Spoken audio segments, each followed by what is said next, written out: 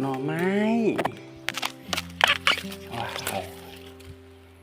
หน่อใหญ่ๆเว้ย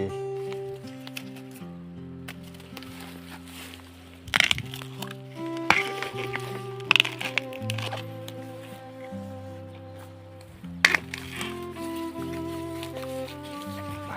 าดงสองหน่อนี่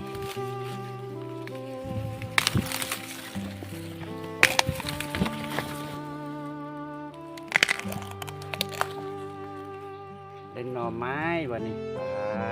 ยังหลายเลยแต่ว่ามันใหญ่สูงหมดแล้วเนาะมันสูงหมดแล้วมาจอบหลายเทื่อแล้วบุออกบัดออกเราออกบัดเดียวโอ้สุดยอดได้อาหารแล้วมื้อนี้หลายอยู่เด้นี่กองอยู่พื้นนี่เห็นบ่ได้กินนอกตามฤดูกาลแล้วบนนี้นะ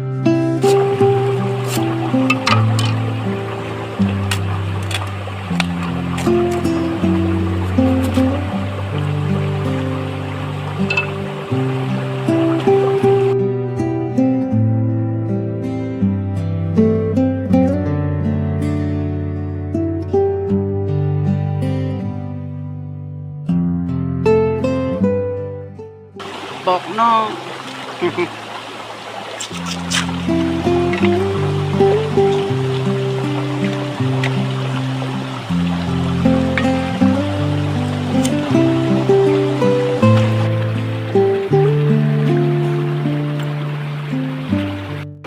บอกเรียบร้อย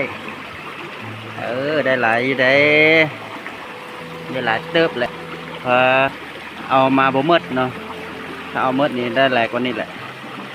มาสวนมื้อนี้นี่ได้หลายอย่างเลยมาเก็บมะเงาะเนาะฝากไปให้พี่น้องทางในเมืองอะไรเนาะแล้วก็มาเก็บอะโวคาโดได้ซีมากเนาะว่ามันหมดเหลือแต่ซีมากนี่แหละเนาะแล้วก็เก็บได้หน่อไม้เนาะไม่ใช่ละหน่อไม้เนาะ